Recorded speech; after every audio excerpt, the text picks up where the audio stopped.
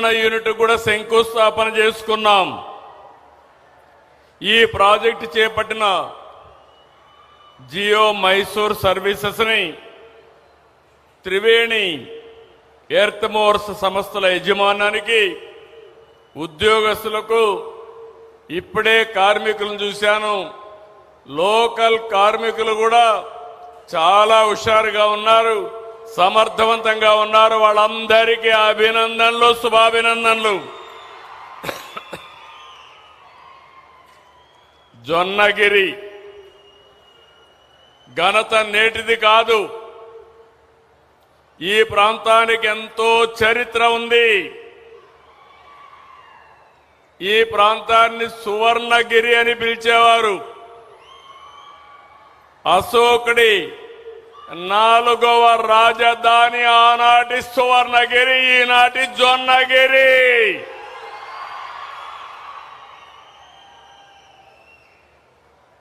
వందల సంవత్సరాల క్రితమే ఈ ప్రాంతం బంగారు రత్నాలతో నిండింది. ఇక్కడ దగ్గరలో లభించిన అశోకుడి ఎర్రగుడి శాసనాలు ఈ ప్రాంతం యొక్క వైభవాన్ని చాటి చెప్తున్నాయి. అవునా కాదా తమ్ముళ్ళు అని మిమ్మల్ని అడుగుతున్నా. రాయలసీమ అంటేనే రతనాల సీమ. శ్రీకృష్ణదేవరాయల కాలంలో సీమలో రతనాలు రాసులుగా పోసి అమ్మేవారు. ప్రపంచానికి కోహినూర్ డైమండ్ కూడా అందించింది మన రాష్ట్రం నుంచి. మీరందరూ గుర్తుపెట్టుకోవాలి. ఇప్పుడు కూడా వజ్రు కరూరు కానీ ఈ ప్రాంతంలో అప్పుడప్పుడు బయట వాళ్ళు కూడా వచ్చి ఎక్కడన్నా డైమండ్స్ రత్నాలు దొరుకుతాయని వేటలో ఉంటారు. అంటే అది మన చరిత్ర. కాలక్రమేణా రాయలసీమ ఎడారిగా మారే పరిస్థితులు వచ్చాయి. ఈరోజు గర్వంగా చెప్పగలుగుతున్నాను, సాగునీటి ప్రాజెక్టులను పూర్తి చేసి రాయలసీమను కాపాడాలనే ఆలోచన వచ్చిన ఏకైక వ్యక్తి నందమూరి తారక రామారావు గారు.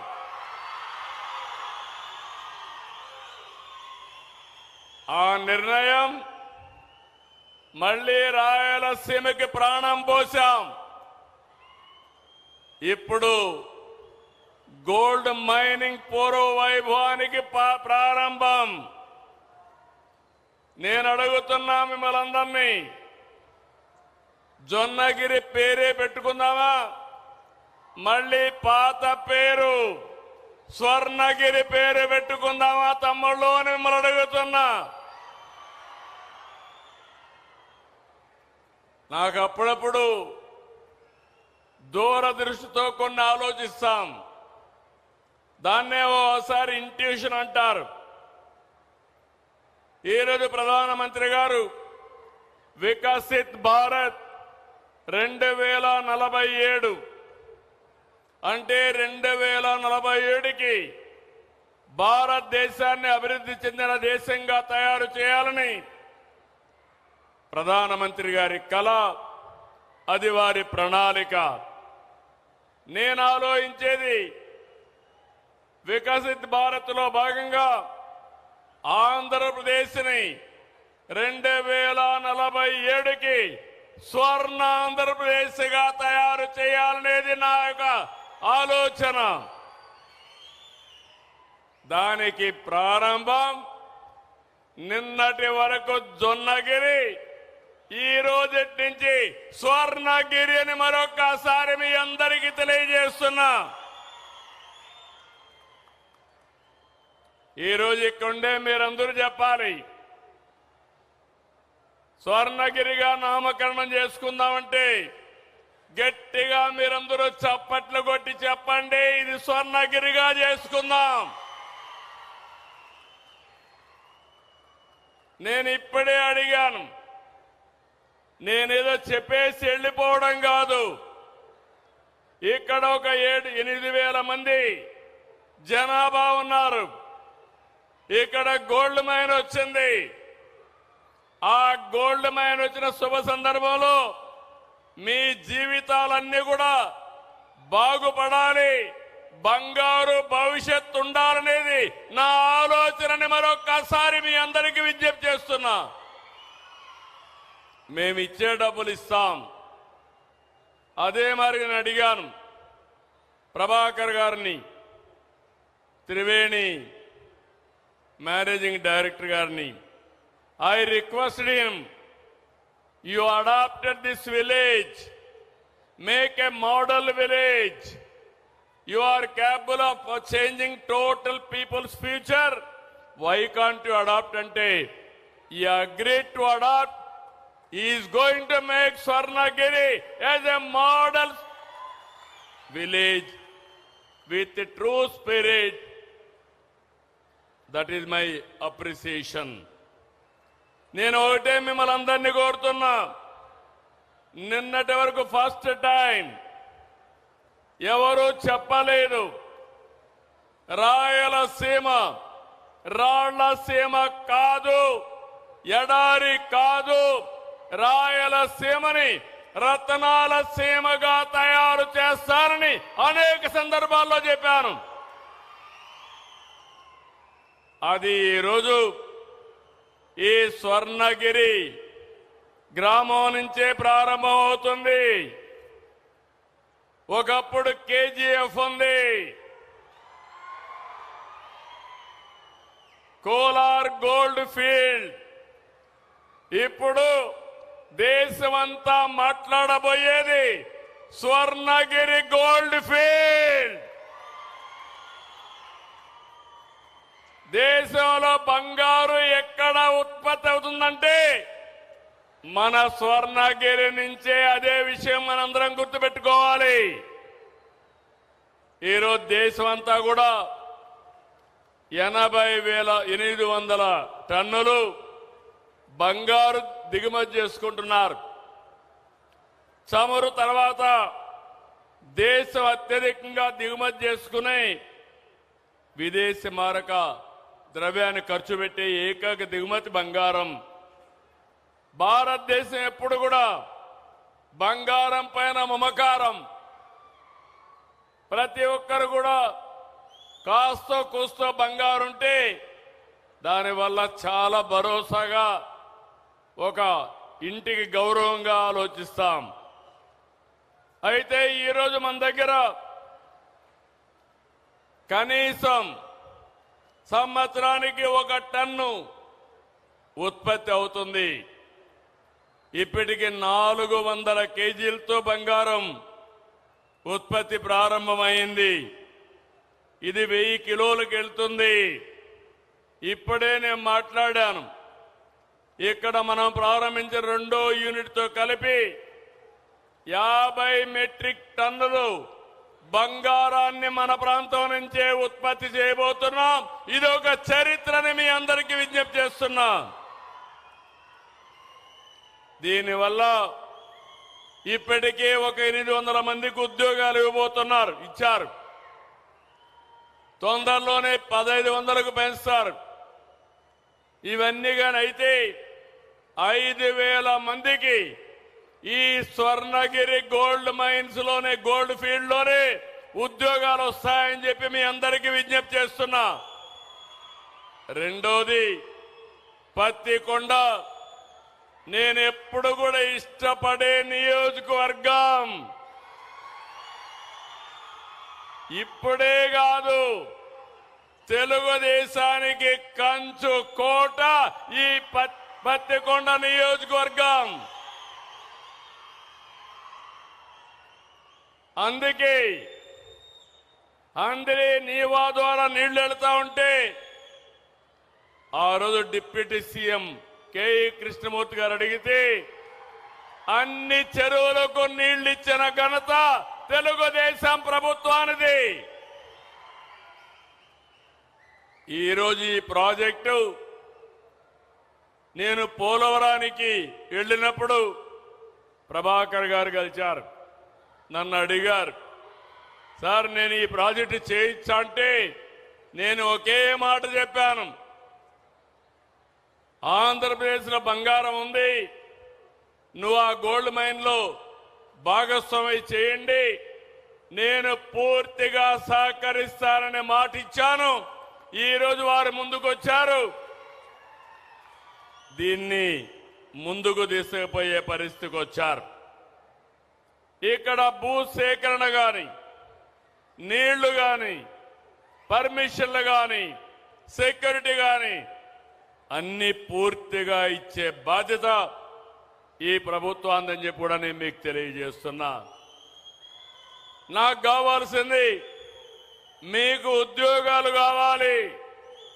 ఇక్కడుండే యువత వేరే ప్రాంతానికి పోకుండా వేరే ప్రాంతంలో ఉండే యువత ఇక్కడికి రావాలి తప్ప మనం వేరే ప్రాంతానికి వెళ్ళనవసరం లేదు. అందుకే ఈ స్వర్ణగిరి గోల్డ్ ఫీల్డ్ రాష్ట్రానికి ఒక ఆదర్శంగా తయారవుతుంది. ఈ ప్రాంతానికి ఒక గ్రోత్ ఇంజిన్ గా తయారవుతుంది. జస్ట్ నౌ ఇప్పుడే వారిని ఒకటి రిక్వెస్ట్ చేశాను. గోల్డ్ ఇక్కడ తయారు చేస్తున్నారు, ఇక్కడి నుంచి ఎక్కడనో తీసుకుపోయి మీరు వస్తువులు తయారు చేయబోతున్నారు. ఆర్నమెంట్స్ అన్ని, జ్యువెలరీ అంతా కూడా ఇక్కడే స్వర్ణగిరిలోనే ఒక బ్రహ్మాండమైన జ్యువెలరీ పార్క్ పెట్టి ఇక్కడనే మ్యానుఫ్యాక్చరింగ్ చేయమని ఇప్పుడే అడిగాను. ఈ రోజు రేపు మాట్లాడతాను. అంటే ప్రపంచంలో వాడే జ్యువెలరీ ఎక్కడి నుంచి వచ్చిందంటే స్వర్ణగిరి కర్నూలు జిల్లా వెనుకబడిన ప్రాంతం నుంచి వచ్చిందని చెప్పే పరిస్థితి వస్తుంది.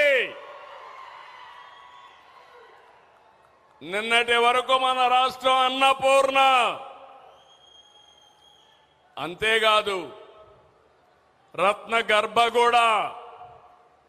మన రాష్ట్రంలో పండని పంటలు లేవు, దొరకని ఖనిజాలు లేవు. అన్ని ఖనిజాలకు క్షేత్రం ఈ ఆంధ్రప్రదేశ్ రాష్ట్రం.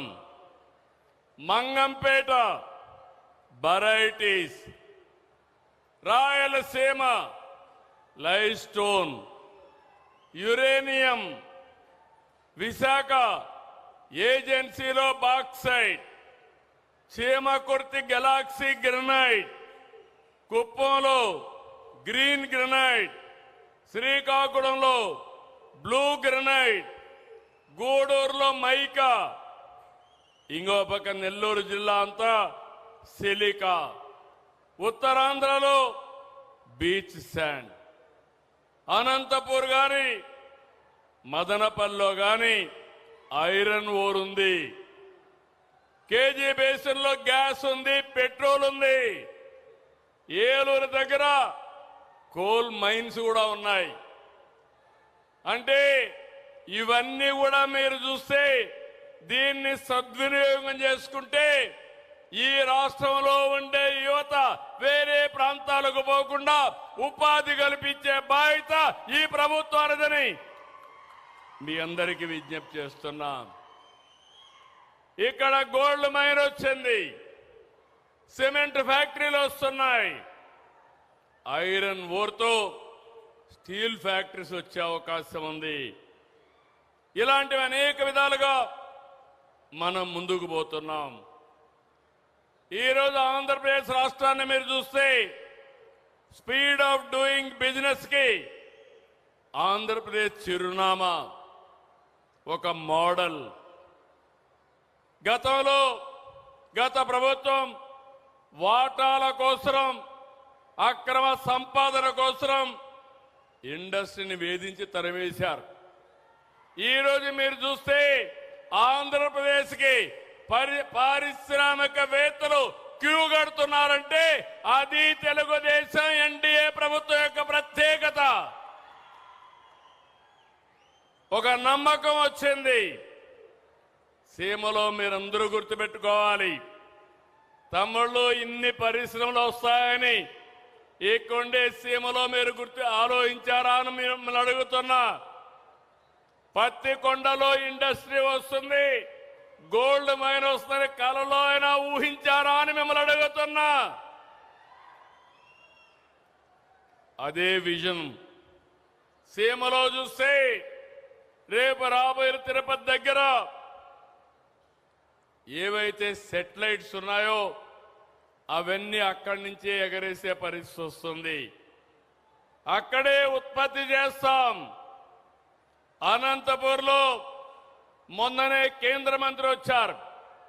5th generation fighter jet, latest fighter జెట్లు పుట్టపర్తిలో తయారవబోతున్నాయి. వేరే దేశాల్లో ఎవరైనా మన దేశానికి చెడు చేయాలని ఆలోచిస్తే వాళ్ళ మీద యుద్ధం చేయడానికి తయారయ్యే జట్లకు కేంద్రం మన రాయలసీమని మరొక్కసారి మీకు విజ్ఞప్తి చేస్తున్నాం. అక్కడిని డిఫెన్స్ కారిడార్గా బెంగళూరు నుంచి పుట్టపర్తి వరకు డిఫెన్స్ కారిడార్గా పెడతాం. అక్కడనే ఏరోస్పేస్. ఈరోజు మనం విమానాలు వాడుతున్నాం. విమానాలు తయారు చేయడానికి భారతదేశంలో ఎక్కడ ఎక్కువగా లేవు. తప్పకుండా రాయలసీమలోనే విమానాలు తయారు చేసే పరిస్థితి వస్తుంది. ఇంకో పక్క ఎలక్ట్రానిక్స్. మీరు వాడే ఏ ఫోన్ అయినా, మీరు వాడే ఏ ఎలక్ట్రానిక్స్ అయినా మన దగ్గరనే తయారు చేస్తాం. కియా మోటార్స్ వచ్చింది. ఆటోమొబైల్ కేంద్రం రాయలసీమ. సిమెంట్ ఇక్కడే ఉత్పత్తి అవుతుంది, ఇక్కడే స్టీల్ ఉత్పత్తి అవుతుంది, ఇక్కడే ఎండతో కరెంటు తయారు చేసి సోలార్ గాని గాలితో తయారు చేసి మరమగ్గాలు గాని, ఇవి కాకుండా ప్రాజెక్ట్ నుంచి పంపుడు స్టోరేజ్తో కరెంటు ఉత్పత్తి చేయడం రాయలసీమ కేంద్రంగా తయారవుతుందని మీ అందరికీ హామీ ఇస్తున్నా. మీరు ఒక్కసారి గుర్తుపెట్టుకోవాలి, ఒకప్పుడు కరెంట్ ఎక్కడి నుంచి వస్తుందో తెలియదు. ఈరోజు మీ ఇంటి పైనే, మీ పొలంలోనే కరెంటు తయారు చేసుకునే పరిస్థితికి వచ్చామంటే అది ఎన్డీఏ ప్రభుత్వం చూపిస్తున్న చొరవ. అదే ఇక్కడ ఈ ప్రభుత్వం చేసే పని. దేశంలోనే అతి పెద్ద డ్రోన్ సిటీ ఓర్వకల్లో వస్తా ఉంది, కర్నూలులో వస్తా ఉంది. మీరు వ్యవసాయానికి కావాల్సిన డ్రోన్లు కానీ, యుద్ధానికి కావాల్సిన డ్రోన్స్ కానీ రెండు కూడా ఇక్కడి నుంచే తయారు చేస్తాం. అదే మరిగా ఇక్కడ ఈ నియోజకవర్గంలోనే మనం క్లియర్ చేశాం. డ్రోన్ అప్లికేషన్స్ అన్ని కూడా చేయడానికి ఇక్కడ ఒక పరిశ్రమ వస్తా ఉంది. దానికి రోడ్డు కావాలి, యాక్సెస్ లేదన్నారు. 10 కోట్లు కావాలంటే ఈ రోజు హామీ ఇస్తున్నా. ఆ 10 కోట్లేసి ఆ పరిశ్రమ ఈ నియోజకవర్గానికి తెచ్చే బాధ్యత మేము తీసుకుంటాం. ఓర్వకల్లు పారిశ్రామిక కేంద్రంగా తయారు చేస్తున్నాం. అక్కడ విమానాశ్రయం కూడా పెట్టాం. కర్నూలుకి మీకు అందరికీ హామీ ఇస్తున్నాం. వీలైనంత తొందరలోనే హైకోర్టు బెంచ్ని, ముందు అవసరమైన సర్క్యూట్ బెంచ్ పెట్టి మళ్ళీ హైకోర్టు బెంచ్ని పెట్టే బాధ్యత ఈ ప్రభుత్వం తీసుకుంటామని మీ అందరికీ హామీ ఇస్తున్నా. ఇంకొక పక్క కడపలో 2028కి ప్రారంభమయ్యే విధంగా స్టీల్ ప్లాంట్ తీసుకొస్తాం. గడచిన ప్రభుత్వాలు కానీ నాయకులు డ్రామాలు ఆడారు. బ్రహ్మణి స్టీల్ అన్నారు, భ్రమ కల్పించారు, పెద్ద అవినీతి చేశారు, తర్వాత ఫౌండేషన్ వేశారు. అది ఎక్కడుందో తెలియదు. కానీ హామీ ఇస్తున్నా, 3వ తారీఖు పనులు ప్రారంభించి 2028కి రాయలసీమ స్టీల్ ఫ్యాక్టరీ తెచ్చే బాధ్యత ఈ ప్రభుత్వానికి మరొక్కసారి హామీ ఇస్తున్నా. కొప్పర్తి ఇండస్ట్రియల్ నోడ్ అభివృద్ధి చేశాం. తిరుపతిలో రాయల్ ఎన్ఫీల్డ్ వస్తా ఉంది. నేను చిన్నప్పుడు కూడా రాయల్ ఎన్ఫీల్డ్ లో దర్జాగా మెజెస్టిక్ గా తిరిగేవాళ్ళం. మళ్ళీ హామీ ఇస్తున్నా, రాయలసీమని రాయల్ సీమగా తయారు చేసే బాధ్యత మాది. రాయలసీమ అంటే ఆ రాయల్టీ రావాలి. మీరెక్కడికి పోయినా కాళ్ళరెగరేసుకుని నాది రాయలసీమ అని చెప్పంగానే మీకు గౌరవించే బాధ్యత తీసుకొచ్చే బాధ్యత నాది. సీమలో మంచి జరిగిందంటే అది ఎప్పుడు తమ్ముళ్ళు అని అడుగుతున్నాం మిమ్మల్ని. ఇవన్నీ ఎప్పుడు వచ్చాయి? తెలుగుదేశం పార్టీ హయాంలో, ఎన్డీఏ హయాంలో అవునా కాదా అని మిమ్మల్ని అడుగుతున్నా. అవునంటే గట్టిగా చప్పట్లు కూడా చెప్పండి అవునని. ఆధునిక దేవాలయాలుగా భావించే సాగునీటి ప్రాజెక్టులు నాంది పలికింది మన ప్రభుత్వమే. ప్రాజెక్టులు కట్టి సీమను కరువు బారి నుంచి కాపాడాం. తెలుగు గంగ, గాలేరు నగిరి, హంద్రి నీవా, ఎస్ఆర్బీసీ ఇలాంటి ప్రాజెక్టులు ప్రారంభించి అనేక ప్రాజెక్టులు నిర్మాణం చేసి రాయలసీమ ముఖ చిత్రాన్నే మార్చగలిగాం. హెచ్ఎల్సి, ఎల్ఎల్సి, కేసీ కెనాల్ ఇవన్నీ కూడా ఎప్పటికప్పుడు ముందుకు తీసుకుపోయే పరిస్థితికి వచ్చాం. ఈరోజు మళ్ళీ ఇక్కడ హామీ ఇస్తున్నాను, రాయలసీమ హార్టికల్చర్ రావాలని కోరుకున్నది. పండ్ల తోటలకి ప్రాధాన్యత ఇచ్చింది. హార్టికల్చర్ కి ముందుకు తీసుకుపోయిన ప్రభుత్వం తెలుగుదేశం ప్రభుత్వం. ఈ రోజు మీకు నేను ఇచ్చే హామీ, నీళ్లు తీసుకొచ్చాం, బంగారు కూడా దొరికింది. బంగారు పండించే రైతాంగం ఉన్నారు. అందుకే ప్రపంచానికే ఒక ఆదర్శంగా హార్టికల్చర్ హబ్ తయారు చేస్తాం. ఇక్కడ ఉత్పత్తి చేసే పంటలు, కూరగాయలు ప్రపంచం మొత్తం ఎగుమతి చేస్తాం. దీనికోసం 1,00,000 కోట్ల రూపాయలతో తొందరలోనే ఫౌండేషన్ వేయబోతున్నాం. 40,000 కోట్లు ప్రభుత్వం, 60,000 కోట్లు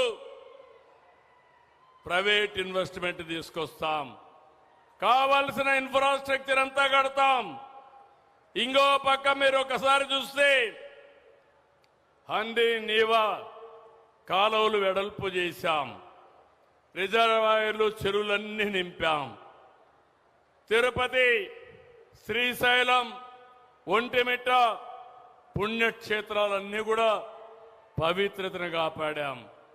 నేను ఒక్క విషయం మీ అందరికీ చెప్పాలి. ఇక్కడుండే మనమందరం వెంకటేశ్వర స్వామిని కలియుగ దేవుడిగా ఆరాధిస్తున్నామా లేదా తమ్ముళ్ళు అని అడుగుతున్నా. ఆరాధిస్తున్నాం అంటే చేతులు పైకెత్తండి.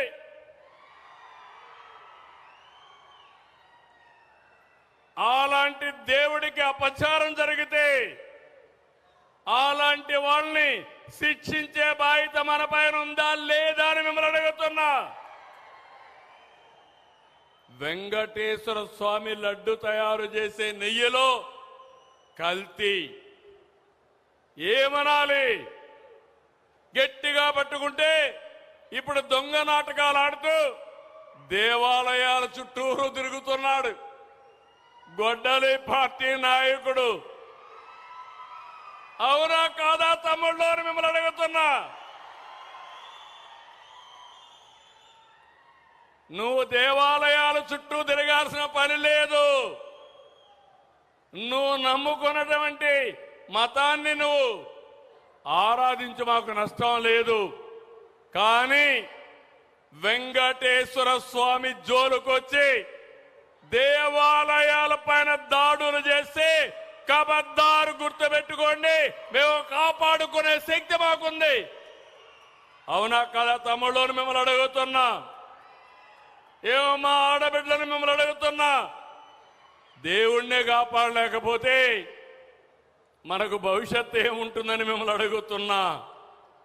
అందుకని నేను ఎప్పుడు కూడా వేరే మతాలను ద్వేషించను, కానీ నేను నమ్ముకున్న దేవుడు, నాకు ప్రాణభిక్ష పెట్టిన దేవుడు, నాకు పునర్జన్మ ఇచ్చిన దేవుడు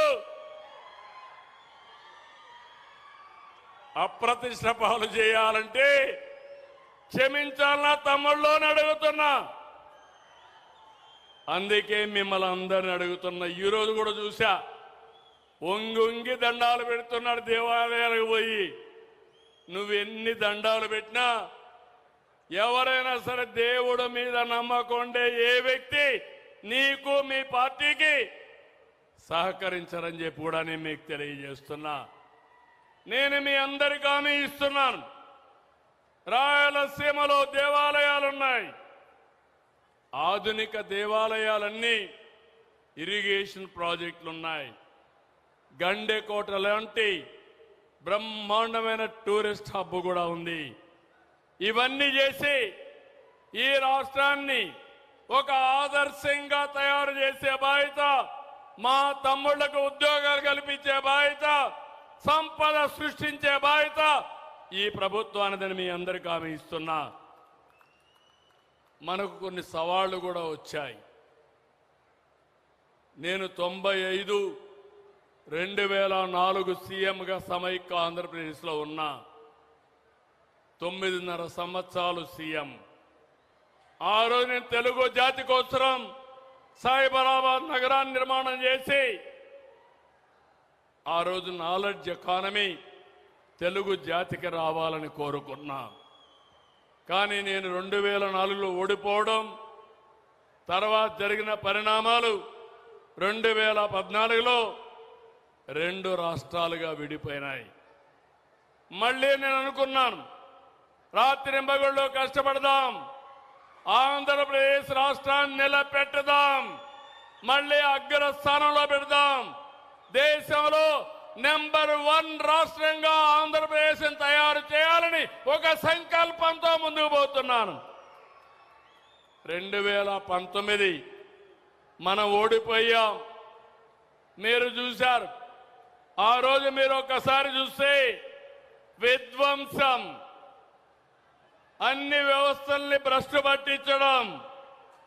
అందుకని నేను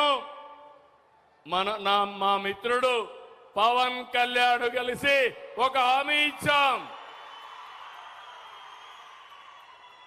బీజేపీ అధినేత దేశాన్ని ముందుకు తీసుకుపోవాలని ఆలోచించే వ్యక్తి, పరితపించే వ్యక్తి నరేంద్ర మోడీ గారు. ముగ్గురం కలిసాం. ముగ్గురం ఒక హామీ ఇచ్చాం. మీరు అధికారం ఇవ్వండి, రాష్ట్రాన్ని పునర్నిర్మాణం చేస్తాం, పూర్వ వైభవం తీసుకొస్తామని స్పష్టంగా చెప్పాం. మీరు నమ్మారు. నమ్మి 94% అభ్యర్థుల్ని అందరినీ గెలిపించారంటే నా జీవితంలో ఎప్పుడూ మర్చిపోలేనని మరొకసారి మీ అందరికీ హామీ ఇస్తున్నా. అందుకని వెంటిలేటర్ పై నుండే రాష్ట్రానికి కేంద్ర సహాయంతో ఆక్సిజన్ ఇచ్చి వ్యవస్థలన్నీ ఘాట్లో పెట్టాం. ఈరోజు మీరు ఒక్కసారి చూస్తే, నేను ఎన్నికల్లో చెప్పాను, సంక్షేమ కార్యక్రమాలు ఇస్తామని చెప్పాం, మెరుగైన సంక్షేమాన్ని ఇస్తామని చెప్పాం. నిన్ననే అన్నదాత సుఖీభవ కింద 46 లక్షల మంది రైతుల ఖాతాలో డబ్బులేశాం.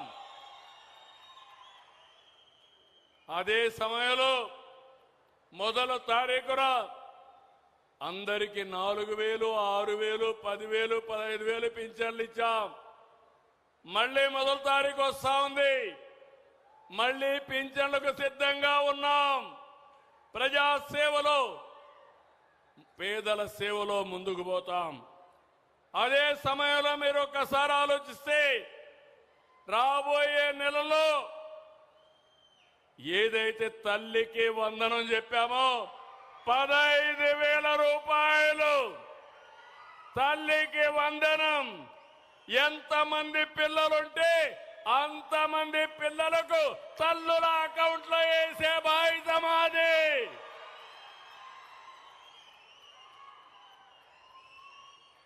నిద్ర లేచినప్పటి నుంచి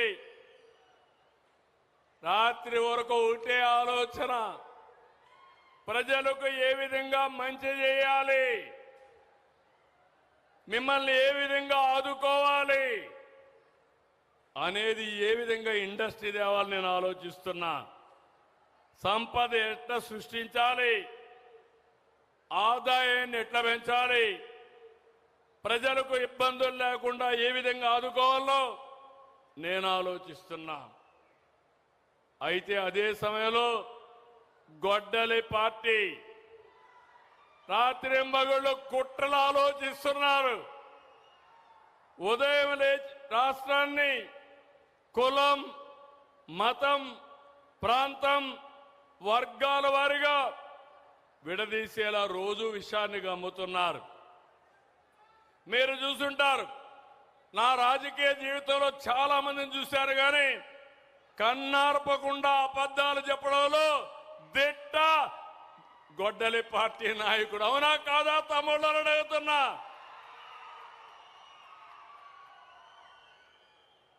ఎక్కడికక్కడ నేరాలు ఘోరాలు చేసి దానికి రాజకీయ రంగు పులిసి లబ్ధి పొందాలని ఆలోచిస్తున్నారు. నిన్న చూశారు విజయవాడలో ఒక సంఘటన జరిగింది. అక్కడుండే సిఐ కాపుని, బాధితుడు కాపుని, దానికి కూడా రాజకీయ రంగు పులిమి కులాన్ని అంటగట్టి పవన్ కళ్యాణ్ పైన ఇష్టానుసారంగా నోరు బారేసుకునే పరిస్థితికి వచ్చారు. అదే నేను చెప్పాను, ఖబర్దార్ జాగ్రత్తగా ఉండండి. అనవసరంగా నోరు బారేసుకుంటే నోర్లు మూయించే శక్తి ఎన్డీఏకుందని చాలా స్పష్టంగా హెచ్చరించాను. అవునా కాదా తమ్ముళ్ళు? మొన్నే మీరు చూశారు, 5 ఏళ్లు ఒక్క టీచర్ పోస్టు భర్తీ చేయలేరు. చేశారా ఒక్క టీచర్ పోస్టు? జాబ్ క్యాలెండర్ అన్నారు, ఇచ్చారా జాబ్ క్యాలెండరు? మెగా డిఎస్సి నేను మొదటి సంతకం పెట్టాను.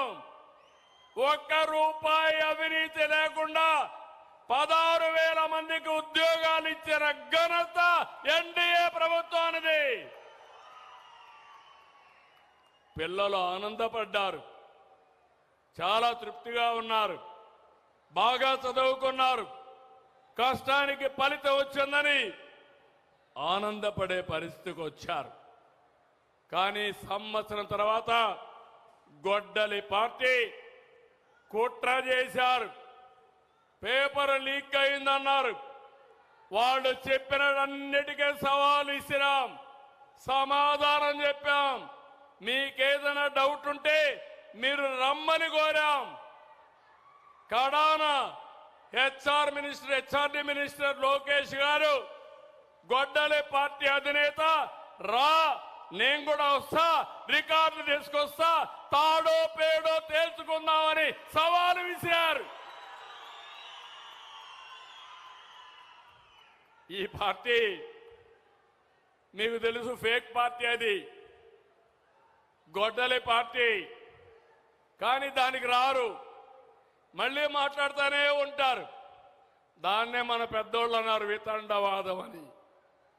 వితండవాదానికి ఆన్సర్ ఉండదు. వాస్తవాన్ని నిరూపించడానికి సిద్ధంగా ఉన్నామని చెప్పాం.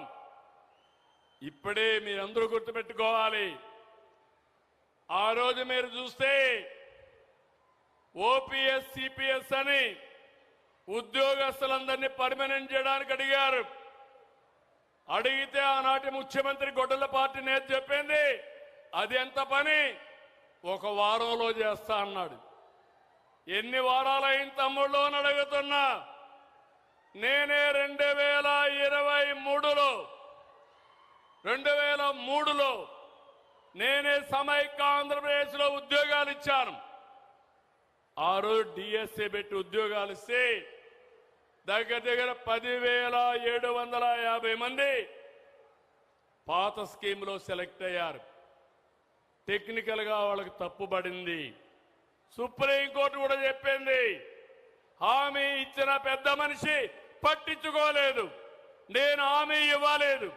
ఇవ్వకపోయినా 10,750 మంది డిఎస్ఏ అభ్యర్థులకి ఓపీఎస్ నుంచి సిపిఎస్ కి తీసుకొచ్చిన సిపిఎస్ నుంచి ఓపీఎస్ తీసుకొచ్చిన ఘనత ఈ తెలుగుదేశం ఎన్డీఏ ప్రభుత్వాన్ని. నిన్నే 11,000 మంది జీవితాల్లో వెలుగునిచ్చాం. వాళ్ళకు రిటైర్మెంట్ అయితే ఒక్కొక్కరికి 2-3 కోట్ల రూపాయలు అదనంగా ఆదాయం వచ్చే పరిస్థితి వస్తుంది. ప్రభుత్వానికి 30,000 కోట్లు అవుతుంది. పర్వాలేదు, వాళ్ళది న్యాయం పైన ఉండాలనే ఉద్దేశంతో సమస్య పరిష్కారం చేశామని మీ అందరికీ హామీ ఇస్తున్నా. ఇలాంటి 1-2 కాదు, ఎన్నో సమస్యల్ని పరిష్కారం చేస్తున్నాం. నేను ఒకే విషయం మీరు గుర్తుపెట్టుకోవాలి. ఈరోజు వాస్తవాలుండవు. నేరాలు చేయడంలో గొడ్డలే పార్టీ చాలా సమర్థవంతులు. గంజాయి బ్లేడ్ బ్యాచ్లకి వాళ్ళు అండగా నిలుస్తారు. నాకు ఒక నమ్మకం ఉంది, రాయలసీమలో ముఠాల్ని పూర్తిగా అణిచివేసిన పార్టీ, అణిచివేసిన నాయకుడు నేనేనని మరొక్కసారి మీ అందరికీ గుర్తు చేస్తున్నా. 83లో మహాబలేశ్వర గుప్తా ఇక్కడ ఫ్యాక్షన్ రాజకీయాలకు బలైపోయాడు. ఆ తర్వాత కపట్రాల వెంకటప్ప నాయుడు కూడా ఇక్కడ ఈ యొక్క ముఠా రాజకీయాలకు గురైపోయారు. కానీ ఈరోజు దీనికి కారణాలు మీరు ఆలోచిస్తే వీళ్ళని వాడుకోవడం, వాళ్ళ దగ్గర నేరాలు చేయించడం, వాళ్ళని కాపాడుతామని నాటకాలు ఆడడం, తద్వారా ఫ్యాక్షన్లు క్రియేట్ చేసి రాజకీయ లబ్ధి పొందాలనుకుంటున్నారు. గొడ్డలి పార్టీకి విధ్వంసమే విజన్, ఫేక్ ప్రచారమే విధానం, రప్ప రాజకీయాలే మేనిఫెస్టో. ఎప్పుడన్నా చూసారా తమ్ముళ్ళు? ఎక్కడన్నా కానీ ఒక పోస్టర్ ఉంటే ఆ పోస్టర్కి జంతు బలిచ్చే పరిస్థితి ఎక్కడన్నా చూసారా తమ్ముళ్ళు అని మిమ్మల్ని అడుగుతున్నా. మాట్లాడితే మళ్ళీ మేము వస్తాం, గొడ్డలు తీసుకొని రప్పాలాడుతా ఉంటే చూడడానికి ఎన్డీఏ సిద్ధంగా లేదని హెచ్చరిస్తున్నా. నాటి బాబాయి మర్డర్, మొన్నటి పాస్టర్ రోడ్డు మీద ప్రమాదం, నిన్నటి సింగయ్య కారు కింద తొక్కించుకొని పోవడం అన్ని కుట్రలే. తిరిగి ఎదుటి వాళ్ళపైన వేయడం, బాబాయిని అతి దారుణంగా చంపి ఆ నేరాన్ని నా మీద ఒక ముఖ్యమంత్రి మీద పెట్టాడంటే, ఒక రోజు టైంలోనే ఆ గొడ్డలి కత్తి నా చేతిలో పెట్టి నారాసుర రక్త చరిత్రని పెట్టగలిగాడంటే ఎంత ప్రమాదకరో ఒకసారి మీరు ఆలోచించుకోండి. అందుకే మిమ్మల్ని అందరిని అడుగుతున్నా, గొడ్డలి పార్టీకి భవిష్యత్తు లేదు. గొడ్డలి పార్టీ ఏం చేసిందో చెప్పగలదా అని మిమ్మల్ని అడుగుతున్నా. సీమలో ప్రాజెక్టులు పూర్తి చేసింది మేము, ఫ్యాక్షన్ అంతం చేసింది మేము, డ్రిప్తో 90% సబ్సిడీ ఇచ్చి హార్టికల్చర్ పూర్తి చేసింది మనం పరిశ్రమలు తెచ్చింది మనం. ఈరోజు రాయలసీమలో నేషనల్ హైవే చూశారు. ఇప్పుడే ఎంపీ గారు ఎప్పుడు అడుగుతా ఉంటారు, కర్నూలు నుంచి బళ్ళారి వరకు నేషనల్ హైవే కావాలని ఎప్పుడు కోరుతున్నారు. తప్పకుండా సాధిస్తాం. రోడ్ల మీద ఎక్కడ కూడా గుంతలు లేకుండా 5 ఏళ్లు గుంతలమయమైనటువంటి రోడ్లని, నరకప్రాయమైన రోడ్లని ఈరోజు గుంతలు లేని రోడ్లుగా తయారు చేస్తున్నాం. రైల్ కనెక్టివిటీ తీసుకొస్తాం. తొందరలోనే బుల్లెట్ ట్రైన్స్ వస్తాయి. హై స్పీడ్ ట్రైన్ హైదరాబాద్ లో బయలుదేరితే కర్నూలు, అనంతపూర్, బెంగళూరుకి వెళ్తుంది. బెంగళూరులో బయలుదేరే ట్రైన్ మీరు చూస్తే చిత్తూరు ద్వారా మెడ్రాస్కి వెళ్తుంది. హైదరాబాద్ నుంచి నేరుగా అమరావతి, తిరుపతికి వస్తుంది. ఇవన్నీ కూడా తొందరలోనే వస్తాయి. రాయలసీమలో ఎక్కువ ఎయిర్పోర్ట్లు ఉన్నాయి. తిరుపతి, కడప, అదే సమయంలో పుట్టపర్తి, ఓర్వకల్, ఈ ఎయిర్పోర్ట్ రాయలసీమలో ఉన్నాయి. భవిష్యత్తులో ఇంకా 3-4 ఎయిర్పోర్ట్లు వస్తాయి. నేను ఒకటే ఆలోచిస్తున్నాను, రాయలసీమకి పోర్టు కనెక్ట్ చేయాలి. రాయలసీమలో ఎక్కడ ఫ్లైట్ ఎక్కాలన్నా 1 గంటలో ఎక్కే పరిస్థితి వస్తుంది. తొందరలోనే స్వర్ణగిరి నుంచి ఎయిర్పోర్ట్ కి హెలికాప్టర్ పెట్టి ఇక్కడ తయారు చేసిన గోల్డ్ అక్కడ తీసుకుపోయే పరిస్థితి వస్తుంది. కేవలం రాయలసీమలో మీరు గుర్తుపెట్టుకుంటే 2 ఏళ్లలో 12,500 కోట్లు ఖర్చు పెట్టాం. మీరు 5 ఏళ్లలో 2,500 కోట్లు ఖర్చు పెట్టారు. మీరు మమ్మల్ని విమర్శిస్తారు, రాయలసీమ బిడ్డని, రాయలసీమకు అండగా ఉంటా, రాయలసీమని రతనాల సీమగా తయారు చేసే వరకు మీకు తోడుగా ఉంటా. ఎన్జీటీలో మీ ప్రభుత్వంలో స్టే వస్తే స్టే వెకేట్ చేయించలేని వాళ్ళు రాయలసీమ లిఫ్ట్ ఇరిగేషన్ గురించి మాట్లాడతారు. మళ్ళీ కన్నార్పకుండా అబద్ధాలు చెప్తానే ఉంటారు. నీళ్లు ఇవ్వడం అంటే సెట్టింగులతో గేట్లు పెట్టి తీసేయడం కాదు, చిత్తశుద్ధితో పనిచేయాలి. పొలాలకు నీళ్లు ఇవ్వాలి. ఆ పొలాల్లో బంగారం పండించినప్పుడే అది దానికి చిత్తశుద్ధి అని చెప్పి నేను మీకు తెలియజేస్తున్నా. వీళ్ళ ప్రభుత్వంలో తుంగభద్ర మనం వస్తానే ఎన్ని ప్రాజెక్టుల ప్రభుత్వంలో దెబ్బతిన్నాయంటే కడాన గేట్లు కూడా పెట్టలేకపోయారు. అదే మనం వచ్చిన తర్వాత తుంగభద్ర గేట్లు దెబ్బతింటే కర్ణాటక సీఎంతో మాట్లాడి గేట్లు పెట్టించి ఈ ప్రాంతానికి న్యాయం చేశాం. రేపే 3 ముఖ్యమంత్రులు కలిసి, కేంద్ర మంత్రి కలిసి దాన్ని ఇనాగరేట్ చేస్తున్నామని చెప్పి నేను మీకు తెలియజేస్తున్నా. నేను ఒకటే మీ అందరికీ విజ్ఞప్తి చేస్తున్నా, ఇది పవిత్రమైన స్థలం స్వర్ణగిరి. ఇక్కడ చెప్తున్నా, గవర్నమెంట్ వస్తానే వైట్ పేపర్స్ ఇచ్చాం, ఇప్పుడు ప్రోగ్రెస్ రిపోర్ట్లు ఇస్తాం. పారదర్శకంగా ఉంటాం, అందరికీ నమ్మకం కల్పిస్తాం. ఈ జొన్నగిరి గోల్డ్ ఫీల్డ్ నుంచి చెప్తున్నా, ఇక అంతా స్వర్ణయుగమే. అంతా కలిసి స్వర్ణాంధ్ర 2047 నిజం చేసుకుందాం. ఇది అసాధ్యమేం కాదు, ఇది సాధ్యం. ఇది నా ఒక్కడి వల్ల అయ్యే పని కాదు. నాకు 5 కోట్ల మంది మీరు అండగా నిలబడితే తప్పకుండా దేశంలోనే నెంబర్ 1 రాష్ట్రంగా తయారు చేసి 48 సంవత్సరాలుగా మీరు చూపిస్తున్న అభిమానానికి నేను మీ రుణం తీర్చుకుంటానని చెప్పి కూడా నేను మీకు తెలియజేస్తున్నా. ప్రతి నిమిషం ముఖ్యం. ప్రతిరోజు ముఖ్యం. టెక్నాలజీ వచ్చింది.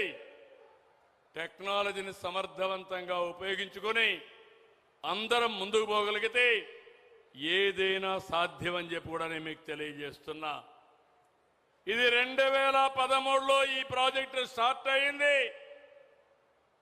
ఈరోజు మనందరం కూడా దీన్ని ఇనాగరేట్ చేసుకుంటా ఉంటే ఇది కూడా నేను చేశానని గొడవల పార్టీ చెప్పుకుంటే ఏమనాలి నాకైతే అర్థం కావడం లేదు.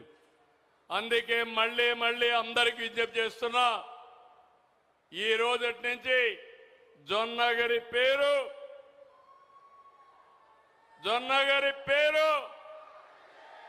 గట్టి చెప్పండి. జొన్నగిరి పేరు జై స్వర్ణగిరి, జై స్వర్ణగిరి, జై స్వర్ణగిరి, జై భారత్.